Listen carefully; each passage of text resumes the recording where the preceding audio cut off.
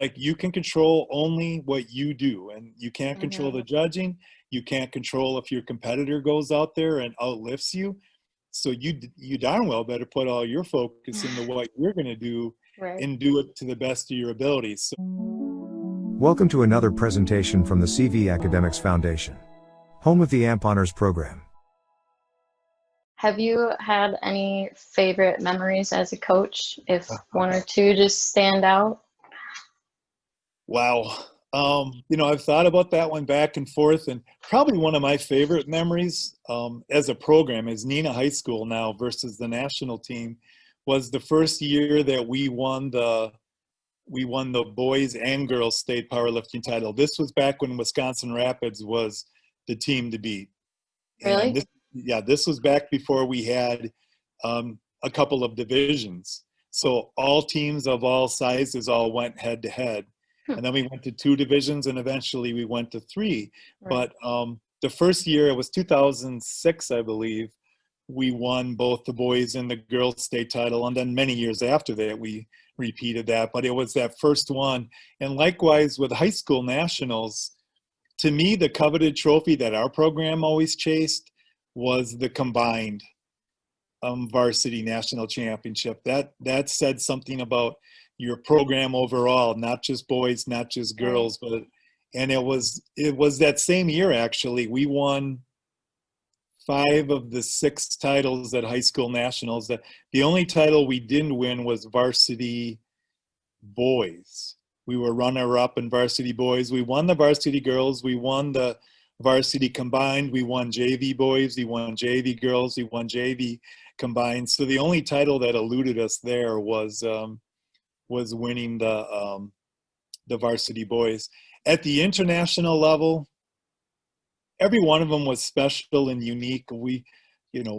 By the time I stepped down as the head coach, we'd won 7 or 8 world championships as a team, and every one of them was special because there was usually a different makeup of kids. Now, athletes like yourself were often on multiple teams, but the overall makeup of the teams were always different. And just watching as you kids stood on a podium and the national anthem played, Wow. it's almost like you feel like a proud parent. It's hard not to get emotional because it's a Definitely. recognition that your dream just came true for you and how special that was.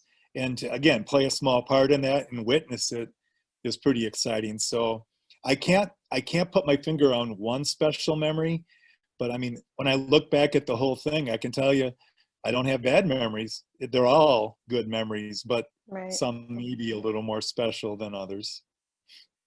So have you actually been able to have any practices this We year so were, far, or you were? yeah, I was able to. What I did is I kept my kids out of the weight room in late July. They started to open up the weight room, but they were very specific slots. Like only 8 to 10 kids could come in, and then they needed to always be that same group of kids. You couldn't come in at different times or with a different group of kids. Well, at that time, we still thought we were going to have a lot of our fall sports in session.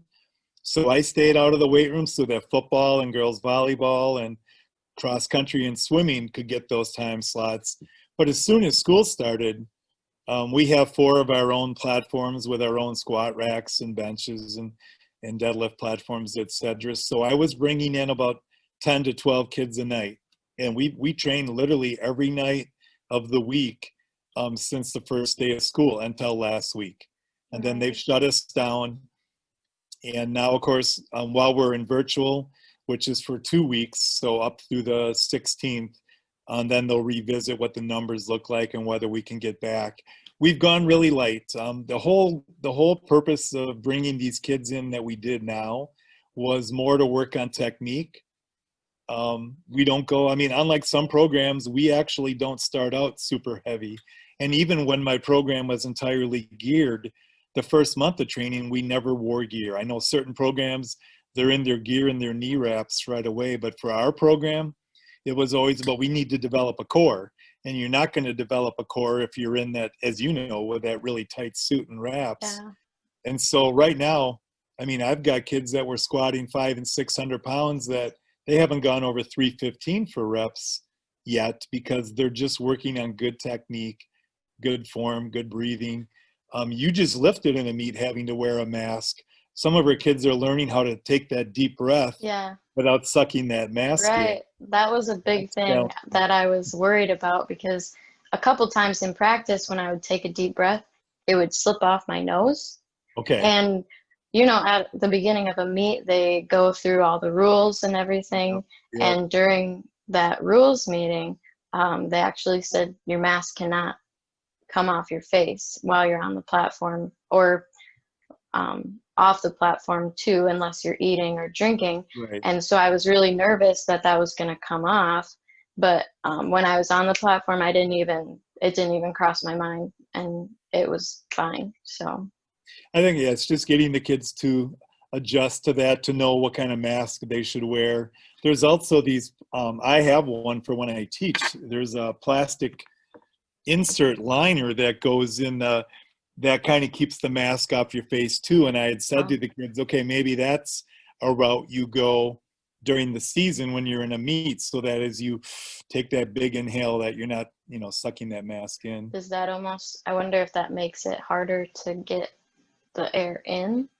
No, Maybe? it's wide open. It's a silicone. It's like a little silicone skeleton. It's just Oh, okay. a perimeter, and then it's wide open on the inside. I Oh see. yeah, if it Okay. were solid, yeah, there would Yeah, be no way you could draw the air you need. yeah, definitely. I know I chose a mask that actually tied behind my head, so Okay. that helps a little bit. Well, and again, it's a big part of what we work on with our power lifters. And to me, this is why powerlifting is kind of a microcosm to what the real world is like. You're going to be up against obstacles. There's going to be things that are trying to hold you down. In powerlifting, that's our sport in general. I mean, that weight, whether it's on your back, whether it's extended at full arm's length for bench, or whether you're pulling it off the floor, if we're doing our sport right, it's more weight than you've ever done. And so that's a challenge. And then even little things like adjusting to this breathing and the masks, it's all challenging. So what we spend a lot of time in our program working on is toughness, is mental toughness, on not giving up, on and when if an athlete of mine complains about the judging, I'm not going to listen to that, even though I know sometimes calls get blown. It's like, you can control only what you do, and you can't control the judging. You can't control if your competitor goes out there and outlifts you. So you darn well better put all your focus into what you're going to do, Right. and do it to the best of your abilities. So we do a lot of things in our training, especially in the off season. I have a lot of fun. I mean, the kids think that I design things to torture them, but it's really, I design things to push them to their limits, to find Right. out, after a heavy squat workout, I have them doing some things and they're like, oh my God, coach, my legs are dead. You're about to find out that you can go further than you think you can, Yeah. and that you're stronger than you think you can. So we do a lot of things to work on that toughness. But it was just hearing you mention, going into that last meet, you attempted near world record or world record numbers, and to have to worry about that mask, like you said, you tied it on and then you didn't think about it. Yeah. It It was more. was weird because I actually was worried about it before the meet, but when it came time to lift, it didn't even, yeah, like I said, it didn't even cross my mind. And that's exactly what, that's where that your mental focus is where it needs to be. Yep. Right. I also noticed, or I heard some other people that there was a mirror, because it was in a gym, so there was a mirror in front of the platform, and some people had said that that really threw them off, or it really distracted them while they were lifting. Okay. And they asked if it distracted me, and I was like, I didn't even notice that there was a mirror there. So I guess I look up really high when I lift, though, and some people don't do that. So maybe that's one of the differences there. Well, But and the interesting thing about that, because sometimes I ask my kids, okay, so as coaches, we're yelling cues to you. We're, push your hips back, sit back, whatever right. what the cues happen to be. Some of my athletes hear those, and then Yeah, and others some don't. don't. And Right. like you said, sometimes you're just in that zone. And I guess as a coach, I'll never fault the kid who didn't hear a cue because they were in that zone. But Right. that's why in training, you practice perfection. So in a meet, those cues are something that we coaches do more. It's not that the athletes hopefully need them. If we've trained you right and you've done 1,000 reps the right way, then when you do it in a meet, hopefully you're going to execute it the right way too. Yeah. Yeah, that almost makes me think, my mom, whenever she comes to watch me, she cheers for me very, very loudly. Okay. And I never really noticed it while I'm lifting until recently. And I think what made me notice it is that one time she came and she didn't cheer because Ooh. watching back the videos, it's very loud. And after I got done in between lifts, I came and talked to her. I'm like, did you cheer for me for those? And she said no. And I actually like subconsciously noticed that she didn't cheer for me. It was really weird. But yeah, if you've never been to a powerlifting meet, people, I think everybody should experience at least one in their life. It's something unique. It's something pretty interesting, no doubt about it. Yeah.